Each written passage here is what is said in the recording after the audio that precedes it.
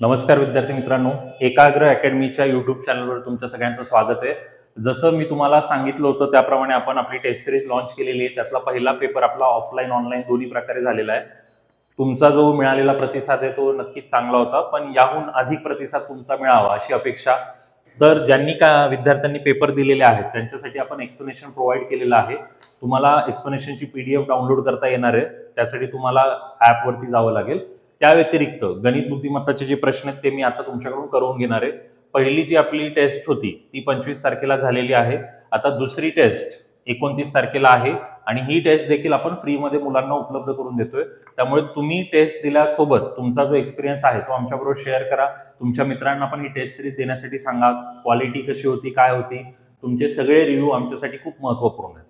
तर आता उद्याच्या पेपरसाठी पण तुम्हाला याच ॲपवरती डायरेक्टली जायचे किंवा ऑफलाईन स्वरूपात जर तुम्हाला पेपर अवेलेबल करून पाहिजे असेल तर तुम्हाला आपल्या दादरच्या सेंटरला व्हिजिट करावं लागेल. अधिक माहितीसाठी तुम्हाला इथे नंबर्स दिलेले आहेत, तिथे तुम्ही कॉन्टॅक्ट करा आणि त्या ठिकाणी तुम्ही पेपरसाठी येऊ शकता. पेपरचा टायमिंग आपला जसं इथे दिलेला आहे 11 ते 12 आहे. तर ऑनलाईनमध्ये आपण मुलांना काही जणांना 11 ते 12 जमत नव्हतं, त्यामुळे इतर वेळेस पण पेपर देण्यासाठी अलाउ केलेलं आहे. तर तुमचा पहिला पेपर मिस झाला असेल तर पहिले तुम्ही तो देऊन बघा आणि नंतर 29 तारखेला दुसरा पेपर सुद्धा द्या. चला, तर आता आपण पहिला जो पेपर झालेला आहे त्यामधले जे गणित बुद्धिमत्ताचे 20 प्रश्न होते त्याच्या विश्लेषणाकडे जाऊया. तर आयोगाच्या नवीन पद्धतीनुसार आपण या ठिकाणी 20 प्रश्न घेतलेले आहेत. 20 प्रश्नांमध्ये पहिले आपण 10 बुद्धिमत्ताचे क्वेश्चन घेतलेले आणि त्यानंतर गणिताचे. आता पहिला प्रश्न म्हणजे यामध्ये 81 नंबरचा क्वेश्चन आहे, तुम्हाला स्क्रीनवर दिसत असेल. तर यामध्ये अल्फाबेट सिरीज एकदम easy question AZ BY CX आणि DW असं तुम्हाला या ठिकाणी दिलेलं दिसतंय. तर ABCD सगळ्यांना येते अशी अपेक्षा आहे. मग ABCD च्या पुढे E येणार, पण आता सगळ्या पर्यायामध्ये E दिलेला आहे आणि इकडे जर आपण बघितलं ZYXW म्हणजे उलट अल्फाबेट चाललेलं आहे. मग आपल्याकडे ऑप्शन आहे EV. तुम्ही ABCD बघा, ABCD EFG HIJK LMNOP QRSTU VWXYZ एकदम इझी, 1 मार्क आरामात. काय किती वेळ लागणार यासाठी? 10 सेकंद, 20 सेकंद. चला 20 सेकंद लागले असं आपण मान्य करू. पुढे जाऊयात. कोणाला काय डाऊट असेल कमेंटमध्ये नक्की सांगा. पुढच्या क्वेश्चनकडे वळूयात आपण.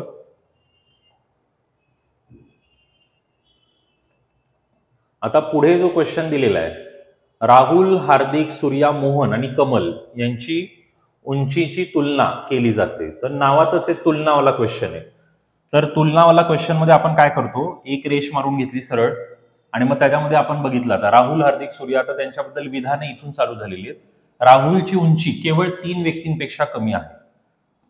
3 व्यक्तींपेक्षा कमी आहे म्हणजे याचा अर्थ 3 व्यक्ती त्याच्यापेक्षा जास्त उंचीच्या आहेत. म्हणजे 3 बाण काढले आणि हा लिहिला राहुल. 3 व्यक्तींपेक्षा त्याची उंची कमी आहे. सूर्याची उंची राहुलच्या उंचीपेक्षा अधिक किंवा कमी नाही. अधिक पण नाही, कमी पण नाही, म्हणजे त्याच्या एवढीच. सूर्या हा झाला सूर्या आणि हा झाला राहुल. ओके, मग आता हे 5 जण झाले आपल्याकडे 5च आहेत. 1 2 3 4 5. कमलची उंची मोहनपेक्षा जास्त पण हार्दिकपेक्षा कमी. आता कमलला 2 जणांबरोबर कम्पेअर केलेले, कमलची उंची मोहनपेक्षा जास्त. मग कमलला इथे लिहावं लागेल, कमलची उंची मोहनपेक्षा जास्त आहे. मात्र हार्दिकपेक्षा कशी आहे, म्हणजे हार्दिक हा येईल, हार्दिकपेक्षा कमी येईल. मग आपल्याला इथे विचारले सूर्यापेक्षा किती व्यक्तींची उंची अधिक आहे पण हार्दिकपेक्षा कमी. मग आता सूर्यापेक्षा अधिक उंची असलेले 1 2 3, कारण हा तर त्याच्याच उंचीचा आहे. आणि मग हार्दिकपेक्षा कमी उंची असलेले जर आपल्याला विचारले तर 1 2 3. मग आता काही जण म्हणतील 4 पण येऊ शकतं, पण या दोघांची उंची समान असल्यामुळे आपण 3 आकडा पकडला. मग याचं उत्तर येणार आहे 3. कोणाला काही डाऊट असेल कमेंटमध्ये सांगा. याची एक्सप्लेनेशनची PDF पण तुम्हाला उपलब्ध करून दिलेली आहे. प्रत्येक प्रश्नाचं विश्लेषण आपण तुम्हाला लिखित स्वरूपात आणि व्हिडिओ स्वरूपात दोन्ही प्रकारे तुम्हाला उपलब्ध करून देतो. चला आता नेक्स्ट क्वेश्चनकडे वळतोय मी. पुढे आपल्याला दिलेला आहे स्टेटमेंट कन्क्लुजन. याला आपण सिलोजिझम पण म्हणतो किंवा काही जण विधाने, निष्कर्ष, अनुमान असं पण म्हणतात. बघा आता काय काय दिलेलं आहे याच्यामध्ये. कोणताही x हा C नाही. मग आपण x ला इथे लिहिलं, C ला इथे लिहिलं. कुठलाही x C नाही. काही A C आहेत, मग काही A C आहेत असं लिहिलं. तर ही डायग्राम आपण काढली. तर आता विचारले काही C हे x नाहीत. तर नाहीये, म्हणजे हे वाक्य बरोबर येईल. काही ए हे एक्स आहेत ही शक्यता आहे. आता जर एक्सला मी इथे काढण्याऐवजी जर इथे काढलं तर ही शक्यता होऊ शकते की काही ए एक्स आहेत, म्हणजे हे पण वाक्य बरोबर येऊ शकतं. सर्व सी ए आहेत कधीच होणार नाही, म्हणजे हे कट आहे. म्हणजे आपल्याला 1 आणि 2 फॉलो करतायत, ओनली कन्क्लुजन 1 and 2 फॉलो. तुम्हाला हे सगळं डिटेलमध्ये शिकायचं असेल तर आपल्या बॅचेस स्टार्ट होत आहेत 1 एप्रिलपासून. त्या ठिकाणी तुम्ही सगळ्यांनी कनेक्ट व्हा. मी गणित बुद्धिमत्ता पूर्ण डिटेलमध्ये तुम्हाला शिकवणारे, सामान्य विज्ञान पण माझ्याकडनं तुम्हाला शिकता येईल. आणि तुम्हाला फ्रीचे लेक्चर बघायचे तर युट्यूबमध्ये फ्रीचे लेक्चर्स आहेत, पण पूर्ण डिटेलमध्ये बॅच पाहिजे असेल तर जॉईन करावं लागेल. अधिक माहितीसाठी तुम्हाला संपर्काला नंबर दिलेला आहे, त्या नंबरवर तुम्ही संपर्क करू शकता. नंबर इथे तुम्हाला दिसतोच आहे, डिस्क्रिप्शनमध्ये पण मिळेल. आता या ठिकाणी तर नंबर सिरीज खूप सोपी दिसते. 1 2 4 7 म्हणजे सरळ सरळ बेरीज आहे. 1 अधिक 1 2. बघा या ठिकाणी 1 अधिक 1 2, 2 अधिक 2 4, 4 अधिक 3 7, 7 अधिक 4 11, म्हणजे इथे उत्तर येईल 11. मग 11 अधिक 5 16, म्हणजे अधिक 1 अधिक 2. मग काहींना वाटेल एवढा सोपा प्रश्न येतो का, तर कधी कधी येऊ शकतो ना. आणि सोपा प्रश्न आला तर त्यात आपल्याला काही नुकसान नाहीये ना. 20 पैकी माझ्या स्वतःच्या अंदाजे 20 पैकी 5-6 प्रश्न तर खूप इझी आहे. 5-6 प्रश्न तुम्ही मॉडरेट घ्या आणि 3-4 प्रश्न राहिलेले अवघड असणार आहेत. आणि आपण गट क च्या हिशोबाने हा पेपर बनवलेला आहे. तर गट क मध्ये डिफिकल्टी लेवल ब आणि राज्यसेवेच्या तुलनेत डेफिनेटली कमीच असणार, हे लक्षात ठेवा. चला, आणि पहिला पेपर आहे त्यामुळे पहिला पेपर म्हणजे मी स्वतः तरी थोडासा मुलांना कॉन्फिडन्स यावा यासाठी थोडंसं आपण सोपा ठेवलेला आहे. तुम्ही पुढे पुढे जसं देत जाल तसं डिफिकल्टी लेवल तुम्हाला वाढलेली दिसेल. 10 टेस्ट आपण या क्रमाने घेतोय. एक घड्याळ 4:30ची वेळ दर्शवतं, तर आता आपल्याला घड्याळ काढावं लागेल. आता घड्याळामध्ये नॉर्मली जे आकडे असतात 12 6 आणि इथे 3 आणि 9, मग इथे आलं 10 11, इथे आलं 1 2, इथे आलं 4 5, इथे आलं 7 8. आता 4:30, 4:30ची वेळ म्हणजे 6 वरती हा काटा आला आणि तास काटा 4 आणि 5च्या मध्ये असतो. आपल्याला 4 वाजता 4 वर मिळेल. हळूहळू तो जसं जसं 5 वाजायला येतील तसं 5 वर येणार. मग 4:30ला तो 4 आणि 5च्या मध्ये असतो. तर आता आपल्याला दिलेलं आहे तास काटा. तास काटा हा उत्तर दिशा दाखवतोय, म्हणजे ही जी दिशा आहे ती उत्तर आहे. ही जी उत्तर असेल तर मग याच्या विरुद्ध जी असेल ती काय असेल, दक्षिण असेल. मग इथे जर मी रेष काढली तर मग परत तुमचं काय येईल, पूर्व पश्चिम येऊन जाईल. मग इथे तुमची येईल पूर्व आणि मग इथे तुमची येईल पश्चिम. मग जर उत्तर आहे, ही उत्तर आणि पूर्व आहे, उत्तर आणि पूर्वच्या मध्ये हा काटा जो आहे, उत्तर पूर्व जी असते त्याला आपण ईशान्य म्हणतो, नॉर्थ ईस्ट. उत्तर पूर्व म्हणजे ईशान्य. सिंपल, म्हणजे दिशाज्ञान आणि घड्याळ दोघांचं कॉम्बिनेशन आहे या क्वेश्चनमध्ये. इच अँड एव्हरी पार्ट तुम्ही समजून घ्या. कुठलाही क्वेश्चन समजत नसेल तर सांगा. इथे आपण काय करतोय, विश्लेषण देतोय, चॅप्टर शिकवत नाही तर काहींना वाटेल की सर कसं आलं काय आलं, त्यासाठी चॅप्टर तर करावं लागेल मित्रांनो. चला पुढे. आता इथे दिलेले what is the least positive integer, म्हणजे आपल्याला नॉर्मली लीस्ट पॉझिटिव्ह इंटिजर म्हणजे काय काढावं लागतं, लसावी. किमान 23 सकारात्मक पूर्णांक कोणता आहे जो 4 6 आणि 8 ने भाग जात आहे. म्हणजे लसावीचा क्वेश्चन आहे, काहींना कळणार नाही. तर 4 6 8 तिघांच्या पाड्यात येणारा जर इथे बघायचं झालं तर तुम्ही ऑप्शनला बघून पण करू शकता. तर आता मला सांगा 8च्या पाड्यात 12 कधी येत नाही, 36 8च्या पाड्यात येत नाही, 48 सगळ्यांच्या पाड्यात आहे, 4च्या 6च्या 8च्या, पण कमीत कमी म्हणजे छोटा पाहिजे. मग छोटा तर 24 आहे. आणि मग डायरेक्ट असं नसेल येत तर असं करावं लागतं. हे 4 6 8, 4 6 8 झालं. बेदुने 4, बेत्रिक 6, बेचोक 8, बे के बे 3 जसा जसा, बेदुने 4, मग हे झाले बेदुने 4, 4 त्रिक 12, 12 दुने 24. लसावी काढत असताना कॉमन घटक आणि अनकॉमन घटक यांचा आपल्याला काय करावं लागतो, गुणाकार करावा लागतो. तर हे लसावीचं गणित होतं. उत्तर आलेले 24. पुढचा प्रश्न. परत आपल्याला कन्क्लुजन आणि ते चाललेले म्हणजे सिलॉजिझम म्हणतो आपण त्याला. बघा काय दिलेले आता. बोथ कन्क्लुजन फॉलो, निष्कर्ष 1 2 दोन्ही अनुसरण करतात. बाकी ऑप्शन मला वाटते खाली गेलेले. ठीक आहे, चला आपण बघून घेऊ काय. काही आंबे हे सफरचंद आहेत. काही आंबे, हे वरचं थोडंसं पुढे घेऊ, विधान तुम्हाला दिसत असेल. काही आंबे सफरचंद आहेत. मग आंबे, काही आंबे सफरचंद आहेत. काही आंबे सफरचंद आहेत. सर्व सफरचंद हे द्राक्ष आहेत. सर्व सफरचंद हे द्राक्ष आहेत. म्हणजे आता डेफिनेटली आंबे आणि द्राक्ष पण या ठिकाणी कंबाईन झालं. मग आता आपल्याला तेच दिलेलं आहे बघा. काही द्राक्ष आंबे आहेत. परफेक्ट. काही द्राक्ष आंबे आहेत. कोणतेही द्राक्ष नासपती नाहीत. अरे नासपतीचं लिहिलंच नाही आपण. कोणतेही नासपती हे आंबे नाहीत म्हटलेलं. मग नासपती आपण इथे लिहिलं तर त्या आंब्याला कनेक्ट नाही करत आहे, बरोबर. पण नासपती जर आपण आता इथे काय म्हटलेले, कोणतेही द्राक्ष नासपती नाही. पण नासपती आपण ते इथे पण लिहू शकतो. जर इथे मी नासपती हा शब्द लिहिला तर मग ते इथे कनेक्ट होऊ शकतं.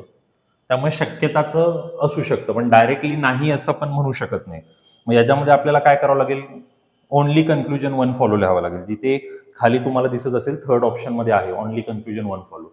आता काही जण म्हणतील की सर हे तर फॉलो होतंय ना, द्राक्ष नाशपती नाही, ते या डायग्रामनी फॉलो होते, पण या डायग्रामनी नाही फॉलो होत ना. अशी पण डायग्राम येऊ शकते. जर शक्यता असं टाकलं असतं कोणतीही द्राक्षे नासपती नसण्या म्हणजे नासपती नाहीत अशी शक्यता आहे तर मग बरोबर आलं असतं. पॉसिबिलिटी पण असू पण शकतं. तर कधी कधी असं आपल्याला दोन डायग्रामचा विचार करावा लागतो, हे लक्षात ठेवा. चला आता पुढे ऍव्हरेजचा क्वेश्चन दिसतोय. 3 वर्षापूर्वी पती पत्नी मुलाचे सरासरी वय 26 होते. आता 3 वर्षापूर्वीची गोष्ट आहे. 3 वर्षापूर्वी 26 होतं. मग आता किती होईल? 26 आणि 3 29. आणि 3 जणांची सरासरी विचारलेली. तर तुम्हाला मग टोटल वय काढायचं असेल तर गुणिले 3 करावं लागेल. मग 29 त्रिक 87 झालं. आता इथे दिलेले 5 वर्षापूर्वी पत्नी आणि मुलाचे सरासरी वय 20 होते. 5 वर्षापूर्वी 20 होते म्हणजे आता किती असेल? 25. आणि आता हे दोनच जण आहेत. मग 25 ला 2 ने जर गुणलं तर किती येईल? 50. मग 87 आणि 50 ची जर वजाबाकी केली तर उत्तर काय येईल? 37. तर असं फास्ट मध्ये तुम्हाला सॉल्व्ह करता येतं. डिटेलमध्ये तुम्ही जर सॉल्व्ह करायला गेलं तर मग ते सगळं लिहावं लागेल. असं सरासरी बरोबर एकूण बेरीज आणि अपॉन एकूण संख्या. म्हणजे मी थोडंसं लिहून देतो पण हे बॅचमध्ये डिटेलमध्ये तुम्हाला मिळेल. आता सरासरी आपली इथे दिलेली 29. एकूण बेरीज जर आपल्याला काढायची म्हणजे वरचा पार्ट काढायचा x आणि एकूण लोक 3 होती. मग हे झालं 87. मग जसं हे 87 आलं तसं ते 50 आलं. म्हणजे आता जर 3 लोक जर मी घेतली, समजा 3 लोक आहेत एबीसी, तर एबीसीची टोटल आहे 87. पण त्यापैकी बी आणि सी ची टोटल 50 आहे. मग ही 50 87 मधनं गेल्यावर ए ची टोटल 37 आली. मग एबीसी म्हणजे कोण? हा समजा नवरा असेल आणि ही पत्नी असेल आणि हा मुलगा असेल. तर असं हे करायचंय. मी डायरेक्ट करून दाखवलं पण तुम्हाला काहींना समजत नसेल तर त्यांच्यासाठी हे लिहून पण दिलेलं आहे. प्रत्येक प्रश्न व्यवस्थित पहा. आणि कुठले प्रश्न आहेत तर पेपर मधले प्रश्न आहेत. पहिली टेस्ट जी झालेली आहे त्यातले. चला दिशाज्ञान. राहुलने त्याची शाळा सोडली आणि 20 मीटर सरळ उत्तरेकडे चालत गेला. तर आता उत्तरेकडे चालत गेला म्हणजे शाळा इथे असेल त्याची. शाळा सोडली आणि उत्तरेकडे 20 चालत गेला. 20 मीटर उत्तरेकडे चालत गेला. नंतर तो डावीकडे वळला. उजवं डावं डावीकडे वळला. डावीकडे वळला आणि 20 मीटर चालला. आणखी 20 मीटर सरळ चालला. आणखी 20 मीटर सरळ चालला. पुन्हा डावीकडे वळून अंतिम वळण घेतली आणि थेट 20 मीटर चालत घरी पोहोचला. म्हणजे इथे तो पोहोचलाय घरी. मग आता विचारले शाळा आणि घर मधलं अंतर. आता वरती 20 येते, हे पण काय असेल? 20. मग उत्तर आलं 20. म्हणजे शाळेपासून घर एका सरळ रेषेत आहे तरी एवढा टन घेऊन चाललाय. कदाचित मित्राच्या घरी जाऊन वही घ्यायची असेल आणि मग नंतर जायचं असेल, काय कारण असेल त्याचं त्याला माहिती. पण शाळा आणि घर डायरेक्ट एका रेषेत आहे. मग तुम्हाला कुठल्या दिशेत काय असं पण विचारलं जातं. आता कुठल्या दिशेला बघतोय तो? वरती उत्तर आहे म्हणजे खाली दक्षिण दिशेला बघतोय. शाळा म्हणजे घराच्या कुठल्या दिशेला शाळा आहे असं जर विचारलं तर घर इथे, तर घराच्या कुठल्या दिशेला शाळा येईल? या साईडला म्हणजे कुठल्या दिशेला येईल? पूर्व दिशेला. म्हणजे एका प्रश्नात अशी किती पण म्हणजे आपण व्हरायटी टाकू शकतो. हा इझी विचारलाय बघा. चला आता पुढे जाऊयात आपण. पुढे आता दिसतंय ब्लड रिलेशन, नातेसंबंध. सुधाकर सुधाचे पती आहेत. सुधाकर हे सुमेधाचे आजोबा आहेत. सुधा ही सोमेशची आजी आहे. आता हे आपल्याला बनावं लागेल. सुधाकर सुधाचे पती आहेत. चला आता बनवूयात आपण. सुधाकर सुधाचे पती आहेत. मग सुधाकर सुधाकर हे पती आहेत कोणाचे? सुधाचे. नवरा बायकोचं रिलेशन आलं. सुधाकर सुमेधाचे आजोबा आहेत. आता हे वाक्य, आता इथे एक मला या प्रश्नामध्ये सांगायचंय तुम्हाला की आजोबा म्हटल्यावरती आईकडच्या साईडचे का वडिलाकडच्या साईडचे, त्याने पूर्ण आपला तक्ता चेंज होतो. तर इथे इंग्लिशमध्ये त्यांनी दिलेलं आहे बघा, मॅटर्नल. मॅटर्नल म्हणजे काय झालं? आईकडच्या साईडचे. जसं आपण हिंदीमध्ये दादी नानी, दादा नाना असं करतो, मराठीमध्ये आजी आजोबा दोघांना आपण सेम बोलतो. पण मराठी आणि हिंदीमध्ये थोडा फरक आहे. तसं इंग्लिशमध्ये पण मॅटर्नल पॅटर्नल. मॅटर्नल म्हणजे आईकडच्या साईडचे आणि पॅटर्नल म्हणजे वडिलांच्या साईडचे. तर इथल्या आईकडच्या साईडचे म्हटलेले. Sudhakar is the maternal grandfather of Sumedha. मग सुमेधा म्हणजे सुधाकरची एक मुलगी असेल आणि त्या मुलीची मुलगी कोण असेल? सुमेधा. कारण आईकडचे आहेत ना ते, आईकडचे. मग ही सुमेधा म्हणजे सुधाकरच्या मुलीची मुलगी सुमेधा आहे. सुधाकर हे सुमेधाचे आजोबा आहेत, म्हणजे एक पिढीमध्ये. आता काय म्हटले? सुधा ही सोमेशची आजी आहे. Sudha is the grandmother of Somesh. मग आता सुधा म्हणजे सोमेश पण याच कुठल्या तरी कॅटेगरीमध्ये असेल आता, कारण सोमेश पण नातूमध्ये आला. आता सोमेशला आपण बॉक्स केला, कारण मी काय करतो, पुरुष जिथे असेल तिथे स्क्वेअर वापरतो, स्त्रिया आहेत तिथे सर्कल वापरलेले. ओके. अजून काय म्हणतात पुढे? राकेश आणि रितिका हे सुमेधाचे आई वडील आहेत. राकेश आणि रितिका म्हणजे आपल्याला कळलं की रितिका इथे आली, सुमेधाची आई. आणि मग रितिकाचा नवरा कोण आहे? राकेश. मग त्याला राकेशला इथे लिहिलं. मग हा राकेश येईल अशा प्रकारे. सुधा ही सोमेशची आजी, ते झालं. राकेश आणि रितिका सुमेधाचे आई वडील. तर सोमेश हा रोमेश आणि रोमाचा मुलगा. तर मग सोमेश जो आहे हा रोमेश आणि रोमाचा मुलगा असा आलेला. आता ही तर सुधाची म्हणजे ह्याचं तर रिलेशन सुधा बरोबर आहेच, आपल्याला आधी दिलेले की सुधाचा नातू आहे. तर आता विचारलं काय रोमेश आणि रितिकाचे नाते काय? मग आता जर आपण याला कनेक्ट केलं तर मग आपल्याला काय कळेल? रितिका आणि रोमेश हे भाऊ बहीण असतील दोघं. म्हणजे इथं आलं. अंकल नीस तर येणार नाही, कझिन ब्रदर तर येणार नाही. मग मेहुणा मेहुणी पण येण्याची शक्यता का नाही? कारण पॅटर्नल अंकल वगैरे ते आपलं मॅटर्नल ग्रँडफादर दिलेले, त्यामुळे मग आपल्याला या ठिकाणी उत्तर घ्यावं लागेल भाऊ बहीण. हा प्रश्न इंग्लिशमध्ये जर तुम्ही वाचताय तर तुम्हाला याचा डेफिनेटली आन्सर लगेच समजेल. मराठीमध्ये थोडं कन्फ्युजन होऊ शकतं, कारण कुठल्या साईडचे आजोबा हे मराठीमध्ये नीट लिहून दिलेलं नाहीये त्यांनी कन्फर्म. तर हा क्वेश्चन तुमचा जर चुकला असेल तरी काही हरकत नाही, कारण या क्वेश्चनमध्ये ते एक ट्विस्ट तुम्हाला समजून घेणं गरजेचं होतं. चला आता पुढच्या क्वेश्चनकडे जाऊ आपण. पर्सेंटेजचा क्वेश्चन, म्हणजे सोपा क्वेश्चन. एक्सचे 20% हे 60च्या 40% असतील. एक्सचे 20% हे 60च्या 40% असतील. 60चे 40%, 624 240, 240 आणि मग एक्सचे 20% जर आपण बघितलं तर मग काय उत्तर येईल? 120. आता हे मला ओरली माहिती आहे, पण तुमच्यासाठी जर केलं, एक्सचे 20% हे 60च्या 40% इतके असतील, हे असं लिहावं लागेल आपल्याला. तर मग 100 कॅन्सल झाले.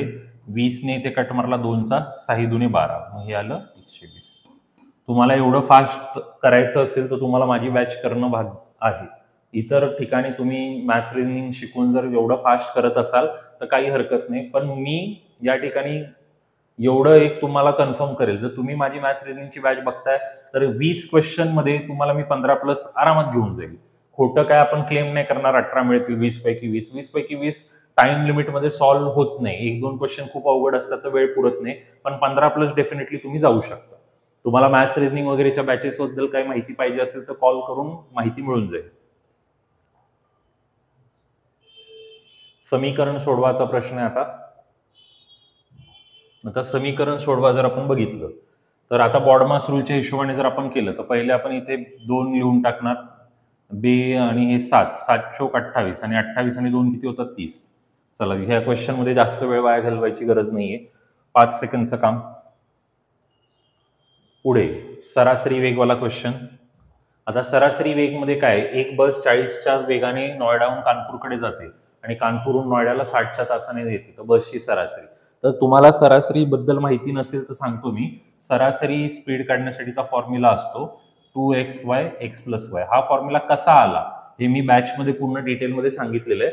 तर 2 इथे लिहायचं. पहिला वेग आहे 40, दुसरा वेग आहे 60 आणि खाली लिहिणार 40 अधिक 60. मग हे जर आपण मल्टिप्लाय केलं 4 × 24, 24 × 48 म्हणजे हे झालं 48 आणि खाली 100 आहे. मग हे कट झालं म्हणजे तुमचं उत्तर येईल. तर खूप मुलं याच्यामध्ये चुकतात, पण हा याचा फॉर्म्युला असतो. जर आपल्याला ॲव्हरेज स्पीड काढायचं असेल तर अशा प्रकारे काढता येत असतं. म्हणजे सगळ्या टॉपिक जेवढं काही घेता येईल तेवढं घेतलेलं आहे. 94. आता बघा बॉडमास रूलचा वापर करून हे सॉल्व्ह करायचं आहे. आता याच्यामध्ये एक एक आपल्याला सॉल्व्ह करावं लागेल. तर बॉडमासचं तुम्हाला माहिती नसेल ना, BODMAS, तर ब्रॅकेट पहिले सॉल्व्ह करायचं, नंतर of, division, multiplication, addition, subtraction. तर ऑफ इथे दिलेलं आहे म्हणजे पहिले हे सॉल्व्ह होणार. मग हे जर मी सॉल्व्ह केलं 3 ऑफ 2 तर हे आलं 6 गुणिले 4. आता हे भागिले 16 आहे आणि वजा 16 आहे. तर एवढा भाग जर आपण बघितला तर हे 4 चौक 16 होऊन जाईल. म्हणजे 4 सक 24. 24 आणि 16 यांचा गॅप बघितला तर तो वजा 8 होऊन जाईल आणि बाहेर दिलेले 19 वजा 8. मग हे वजा वजाचं काय होऊन जाईल अधिक, आणि 19 आणि 8 इथे तुमचं जर बघितलं तर मग यांची काय होणार आहे, या ठिकाणी बेरीज होणार आहे. मग ही बेरीज तुमची काय येईल 27. त्यानंतर इथे बाहेर आहे 5. मग 5 आणि 27 जर ॲड झाला तर तुमचे झाले 32 आणि बाहेर आहे 48 आणि 48 मध्ये इथे भागिले म्हणजे तुमचं येईल 32 48. मग हे किती आलं 16 दुने 32, 16 त्रिक 48 म्हणजे इथे दिलेलं आहे 3/2. तर या ठिकाणी मुलांचं कन्फ्युजन होतं कधी कधी, बाहेर मायनस साईन आत मायनस, तर मल्टिप्लाय होऊन हे प्लस झालं.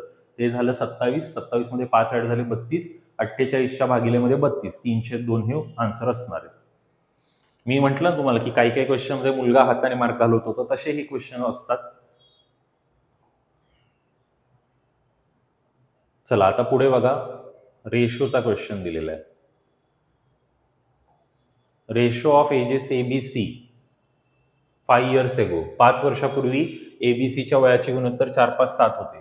सध्याच्या वयाची बेरीज 135 आहे. तर आतापासून 3 वर्षांनी B आणि Cच्या वयोगटाची बेरीज किती असेल. तर 5 वर्षापूर्वी ABCच्या वयाचे गुणोत्तर, मग आता याचं वय 4x होतं. हे कधी होतं 5 वर्षापूर्वी. मग आज किती असेल 5 वाढेल. तर हे Aचं वय. Bचं वय आधी होतं 5x, आता 5ने वाढलं. Cचं वय आधी होतं 7x, आता 5ने वाढलं.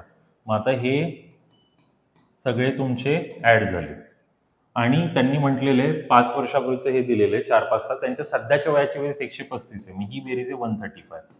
मग हे 5, 10, 15 आणि हे झालं 4 आणि 5 9, 9 आणि 7 16, 16x अधिक 15 बरोबर 135. हा 15 इथून वजा झाला. 16x बरोबर 120 आणि x बरोबर 120 भागिले 16. आता हे तुम्हाला भाग लिहायचं आहे तर तुम्ही भाग देऊ शकता, नाही तर एवढं ठेवलं तरी चालेल. आता मला काय विचारलेलं आहे, आतापासून 3 वर्षांनी B आणि C ची बेरीज किती असेल. तर B आणि Cचं वय आपल्याला दिलेलं आहे. Bचं वय दिलेलं आहे 5x अधिक 5, हे आजचं वय. अजून 3 वर्षांनी त्यात 3 ऍड होईल. आणि Cचं वय आपल्याला दिलेलं आहे 7x अधिक 5, अजून 3 वर्षांनी त्यात 3 ऍड होईल. मग हे जर 5 आणि 7 हे जर घेतलं तर हे झालं 12x आणि 8 आणि 8 हे झालं 16. तर हे असेल त्यांचं तेव्हाचं वय 3 वर्षांचं. मग आता इथे एक्सच्या जागी आपण व्हॅल्यू टाकू. एक्सच्या जागी व्हॅल्यू टाकली 120 आणि 16 आणि मग हे 16 ही व्हॅल्यू इथे टाकली. तर भाग द्यायचा झाला तर 4 त्रिक 12, 4 चोक 16, 4 त्रिक मग हे 3 त्रिक 9, 90, 90 आणि 16 म्हणजे उत्तर काय आलं 106. तर कधी कधी काय होतं की इथे मुलगा आला आणि पॉईंटमध्ये उत्तर आलं की घाबरतो. मग पॉईंटमध्ये काढण्याऐवजी तुम्ही असंच्या असं ठेवलं तरी चालतं. कॅल्क्युलेशन तिथे दिसतंय तुम्हाला, ट्राय करून बघा. हे 3 कुठून आले, हे आजचं वय आणि 3 वर्षानंतरचं विचारलेलं म्हणून 3 ऍड केलेलं दोघांमध्ये. काही प्रॉब्लेम असेल कमेंटमध्ये नक्की सांगा. तुम्ही लोक लेक्चर बघता पण कमेंटमध्ये काही सांगतच नाही, तर आम्हाला कळतच नाही लेक्चर आवडलं नाही आवडलं. तुमचा रिस्पॉन्स खूप महत्वाचा आहे. तुम्ही जर सांगाल तरच मग आम्हाला पुढचे लेक्चर घेता येतील. तर या लेक्चरच्या खाली तुम्ही सांगा तुम्हाला एक्सप्लेनेशन हवंय की नकोय. कारण कसं आहे, आपण तुम्हाला PDF स्वरूपात तर पाठवतो एक्सप्लेनेशन, पण जर तुम्हाला सॉल्व्ह करून हवं असेल तर तसं सांगा, तर मग सॉल्व्ह करून आपण व्हिडिओ पण अपलोड करत जाऊ. पुढचा क्वेश्चन सरासरी मासिक उत्पन्नवाला क्वेश्चन आहे आता हा. तर असे क्वेश्चन मध्ये कधी कधी मुलांचा वेळ वाया जातो, कारण सॉल्व्ह करायचं असेल तर डायरेक्ट थोडंसं यामध्ये मुलांचा वेळ जाऊ शकतो. बघा आता, कारण याच्यामध्ये PQ चे सरासरी मासिक उत्पन्न, आता जर शॉर्टकटमध्ये जर बघायचं झालं तर 550 या ठिकाणी दिलेले, 6250 दिलेले आणि 5200 दिलेले. मग हे 00 झाले, 5 5 10 झाले, हे 5 येतील, हे 16500 येतील. आणि 16500 मधनं आता आपल्याला पीचं विचारलेलं आहे, पीचं विचारलं, मग हे जर 6250 मायनस केले तर 0 आणि 10तनं 5 5 होईल, 4तनं 2 2 होईल. मग हे असं जर करायला घेतलं तर मग हे शॉर्टकटच्या नादामध्ये काय होतं, आता इथे सरासरी शब्द मुलगा विसरला. मग सरासरी म्हणजे काय, की तुम्हाला हे डबल डबल घ्यावं लागेल ना. सरासरी म्हणजे 2 जणांचे, मग हे काय होतं, डायरेक्ट टोटल करून मायनस केलं तर मग तिथे असं चुकणार. मग इथे तुम्हाला दिसतोय का ऑप्शन, म्हणून मग इथे काय करायचंय, सरासरीचा अर्थ काय आहे, PQ. मग हे घेतलं PQ, PQचं इथे 2 घेतलं आणि हे लिहिलं 5050. मग हे असं करणं गरजेचं आहे. मग ह्याला डबल केलं तर डबल केल्यावरती ह्याची व्हॅल्यू काय येईल, मग P प्लस क्यूची व्हॅल्यू आली 5000चं डबल 10,000 आणि हे 100, मग हे आलं 10,100. सिमिलरली QRचं घेतलं, Q प्लस आरचं किती दिलेलं आहे, 6250. मग हे डबल झाले, मग 12500 होईल. मग क्यू आर झाला 12500. त्यानंतर पुढे आहे आपला PR, P प्लस आर. तर P प्लस आरचं किती आहे, 5200. मग 5200चं किती होईल, 10400. मग PR तुमचं झालं 10400. आता जर या सगळ्यांची बेरीज केली तर आता इथे 0चे 0 झाले, हे 0चे 0 असे झाले, हे 4 आणि 5 9 आणि 1चे 10चे 10 झाले, इथे 1 आला, मग इथे 3 आले, हे आले 33,000. आता इथे बघा, P तुमचा 2 वेळा आला, Q तुमचा 2 वेळा आला आणि R 2 वेळा आला. मग हे आलं 2P 2Q 2R. आता यातनं 2 कॉमन आल्यावरती आतमध्ये राहील PQR. आणि मग हे जे 33,000 आहे, आता ह्या 33,000ला 2ने जर भागलं, 2ने जर 33,000ला भागलं तर तुमचं PQR येईल. मग PQR तुमचा काय येईल, 16500. हे 16500 आला, बरोबर. आता 16500 आल्यानंतर यामध्ये आपल्याला क्यूआर कुठे दिलंय, हां इथे. तर क्यूआरचं आपलं जे आलं होतं, क्यूआरचं उत्तर काय आलं होतं, 12500. मग ते 12500 यामधनं वजा करायचे. मग हे 12500 मी इथून जर वजा केले, 0 गेला 0 गेला, 5 5 0 गेला 4, मग पीचं उत्तर काय येईल, 4000. मग जे मी मगाशी तुम्हाला म्हणत होतो की शॉर्टकटने करत असताना काय प्रॉब्लेम येतोय, तर शॉर्टकटने करत असताना डायरेक्ट जर याची टोटल केली तुम्ही, इकडे बघा 0 0 0 इथे आला, 5 5 10 0 इथे आलं, इथे 1 आलं, मग हे 2 2 4 आणि 1 हे 5 आलं, आणि हे 5 5 10 आणि हे 16 आलं, तर हे 16500. तर ह्या व्हॅल्यूपर्यंत तुम्ही पोहोचताय. मग त्यामध्ये पुढे काय होतंय, मग शॉर्टकट करत असताना तुम्ही जर या तिघांना ऍड केलं 16500 आणलं, मग पुढे काय करायला लागेल तुम्हाला, की इथे क्यूआर दिलाय 6250, तर हा 6250 डायरेक्ट वजा न करता याचं डबल करा. मग 6250 डबल 12500, मग हे 12500 यातनं जर मी वजा केले तर तुमचं उत्तर 4000 येईल. मग काहींना शॉर्टकट पूर्ण माहीत नसल्यामुळे त्यांचं उत्तर अर्ध्यातनं चुकतं, म्हणून मी तुम्हाला पहिले ते पण दाखवलं की असं पण करू शकतो आपण. चला आता पुढे जाऊयात. चला आता हा काय LCMचा क्वेश्चन. 5 घंटा सकाळी 9 वाजता एकत्र वाजतात, त्या 12 सेकंद 18 सेकंद 24 आणि 36 आणि 45च्या अंतराने वाजतात, तर त्या कधी वाजतील. मग सरळ सरळ 12 18 24 36 आणि 45 लिहायचं. लिहिलं. पूर्णाच्या पाड्यात येतात, तीनाच्या येत आहेत, सगळे तीनाच्या पाड्यात जातातच ना. 3 चौक 12, 3 सक 18, 3 आठे 24, 12 त्रिक 36 आणि 15 त्रिक 45. परत तीनाचा पाडा जर घेतला तर 3 किंवा 2 घ्यावा लागेल, कारण हे 2च्या पाड्यात जास्त आहेत. 2 3 4 6 आणि 15. आता पुढे 2चा घ्यायचा का 3चा, कुठलाही घ्या, 3चाच घ्या. 2 जसा आहे जसं 3 1 3, 4 जसा आहे जसं 3 2 6, 3 5 15. आता 2चा घ्या, बे 1 बे, बे 1 1चं तसंच, बे 2 4, बे 1 बे आणि 5. मग आता हे तर पुढे कुठल्या पाड्यात नसतं. 3 2 6, 6 3 18, 18 2 36 आणि 36 आणि हे 10 येतील, मग किती आले 360. मग 360 सेकंद, 360 सेकंदाला मिनिटमध्ये करायचं असेल तर आलं 6 मिनिट, म्हणजे 6 मिनिटानंतर या बेल पुन्हा वाजतील, म्हणजे उत्तर आलं 9 वाजून 6 मिनिटे. 9 वाजता एकत्र वाजलेले, त्याच्यानंतरचे 6 मिनिट म्हणजे 9-6. बघून घ्या, काय डाऊट असेल तर तुम्ही सांगू शकता. अशा प्रकारे हे करायचंय. 98वा प्रश्न, सरासरी धावा दिसतोय आपल्याला. आता याच्यामध्ये काय दिलेले, 13व्या डावात एक फलंदाज 97 धावा करतो, त्यामुळे त्याची सरासरी धावसंख्या 5 ने वाढते असं दिलेलं आपल्याला. तर 13व्या डावानंतर त्याची सरासरी धावसंख्या किती आहे? तर आता सरासरी जर आपण क्रिकेटरची, बॅट्समनची सरासरी काढत असेल, बॅट्समनची सरासरी काढताना काय करतात, त्यांनी किती रन्स केले आणि त्यांनी किती मॅचेस खेळल्या यावरनं त्याची सरासरी ठरते. तर आता त्याची सरासरी आपल्याला दिलेली नाहीये, तर ती एक्स घ्यावी लागेल. त्यांनी रन्स किती केले ते पण दिले नाही, त्यामुळे रन्सचे इथे रन्स दिलं. मॅचेस त्याच्या किती होते, आता त्यांनी म्हटले 13व्या डावात त्यांनी रन केले, तर 13व्या डावाच्या आधी त्यांनी मॅच खेळलेल्या 12, मग त्याचे रन होते 12x. तर ह्याचं मला वापर करायचा आहे पुढच्या गणितात. तर 12x हे त्याचे रन होते 12 मॅचचे. आता तो 13वी मॅच खेळल्यावर काय होईल, 13वी मॅच खेळल्यावर त्याची सरासरी 5 ने वाढली, मग त्याची सरासरी किती झाली, x+5. तर ही त्याची सरासरी झाली x+5. त्याचे रन्स किती होते, आधी होते 12x आणि त्याने आता किती रन जास्त केले, 97 रन त्यांनी जास्त केले. आणि त्यांनी मॅच किती खेळल्या, आधी 12 खेळलेला, आता 13. मग आता हे 13 इकडे मल्टिप्लायला झालं, 13x, 13×5 = 65, हे आलं 12x आणि हे आलं 97. 12x इकडे मायनसला जाईल, 65 तिकडे मायनसला जाईल, 13तनं 12 गेले x, 65 गेल्यानंतर 75, 85, 95 आणि हे 97 म्हणजे 2. तर हे उत्तर आपल्याला इथे दिसत नाहीये. का? कारण हे आलेलं आहे आपलं 12 मॅचची सरासरी. आपल्याला इथे विचारलेलं आहे 13व्या डावानंतर सरासरी किती होईल. मग 13व्या डावानंतर सरासरीमध्ये 5 वाढले होते, मग या एक्स मध्ये 5 जर आपण वाढवले तर 32 मध्ये 5 वाढल्यानंतर उत्तर येतं 37. मग अशा प्रकारे हे गणित आपल्याला करावं लागेल. तर या गणितामध्ये आपण जर पर्यायाने जायचा प्रयत्न केला तर पर्यायाने आपल्याला हे गणित सॉल्व्ह करता येत नाहीये, कारण 3 गोष्टींपैकी तुम्हाला फक्त एकच गोष्ट माहिती आहे. 3 पैकी 2 जरी गोष्टी माहिती असतील तर आपण पर्यायाने जाऊ शकतो. तर चांगला क्वेश्चन होता, चेक करा. 37 आन्सर येणार याचं. चला आता पुढे आता दिलेले 17 खेळण्यांची किंमत. आता हा क्वेश्चन आपल्याला माहिती आहे, डायरेक्ट प्रपोर्शन समचलन वाला क्वेश्चन आहे. 17 खेळण्यांची किंमत 306 असेल तर पुढे आपल्याला इंग्लिशमध्ये एकदा बघू द्यात क्वेश्चन. इथे काय लिहिलेले, 29 खेळण्यांची किती असं विचारलेलं, 29 टॉयज. मग 17 ची किंमत आहे 306, तर आपल्याला विचारलेले 29ची किती.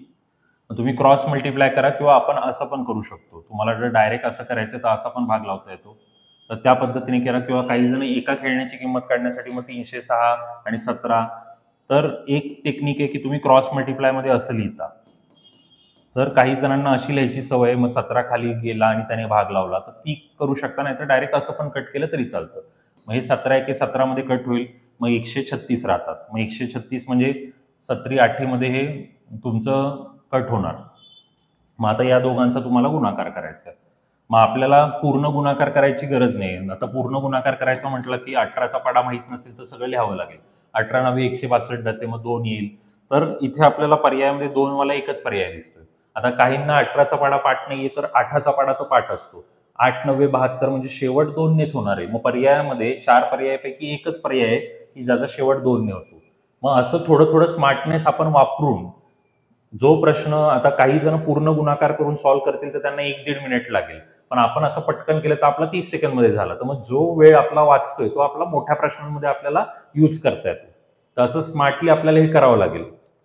अजून पुढच्या पेपर्समध्ये पण असे अजून भरपूर प्रश्न असतील ज्यामध्ये तुम्ही स्मार्टनेसचा वापर करून तो लवकर सॉल्व्ह करू शकता.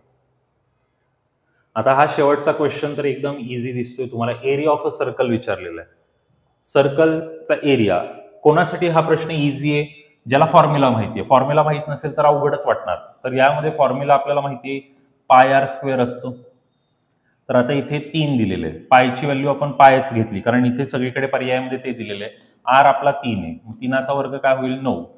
9 आणि पाय यांचा गुणाकार या ठिकाणी दिसतोय 9 पाय. पाय 9 असं न लिहिता 9 पाय असं हा लिहिला जातो.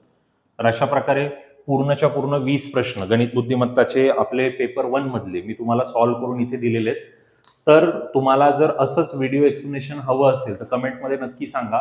मग पुढच्या पेपरचे पण व्हिडिओ एक्सप्लेनेशन तुम्हाला आपल्या एकाग्र अकॅडमीच्या चॅनलवरती उपलब्ध करून दिले जातील. चला, धन्यवाद.